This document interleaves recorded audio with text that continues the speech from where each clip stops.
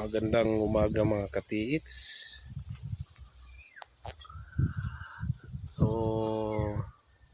mapapansin nyo po katiits itong punong ito ay meron po siyang tad po siya ng linya hanggang sa itaas, kung saan yan, may mga palatandaan din yung bilog, kung saan noong mga kapanahunan ng hapon, ayan, isa sa mga ginawa nila ng palatandaan ay itong mga punong niyog. Yan. So, malalaman mo yung matandang niyog kasi umaakyat na yung gamot niya. Ayun, kaya papansin mo, umaakyat na siya. So, ibig sabihin nito luma na itong punong ito. Ayan, linagyan nila ng palatandaan na kung saan ang kahulugan nito ay may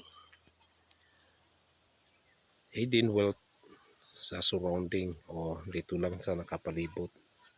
So, meron din siya doon sa parting kaliwa. Ayun, nandun din sa kabila. So, makikita mo rin, ganun din. So, ayan, isa sa mga dahilan kaya kami nasa gitna, nagukay. So, yan mga katiits. So, lagi po nating tandaan na kapag punong niyog ay malalaman po natin na ang niyog na to ay matanda na dahil sa matayog din siya. At kadalasan kapag mga matandang niyog na ay siya yung sa dulo niya medyo maliit na, yan, dahil sa tinatagal-tagal. So dito meron tayong makikitang mga palatandaan na katulad nito. Yan. So yan ay isang triangle na merong engrave na sa gitna.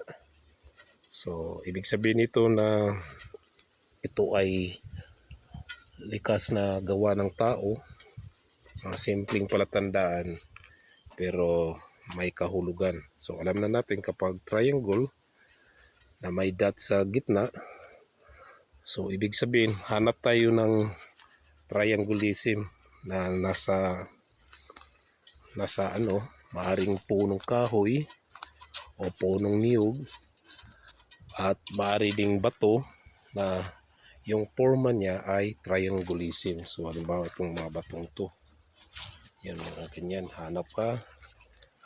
So yung mga katiits, kunting kaalaman sa ating Moroni Hunter. Salamat po sa inyo.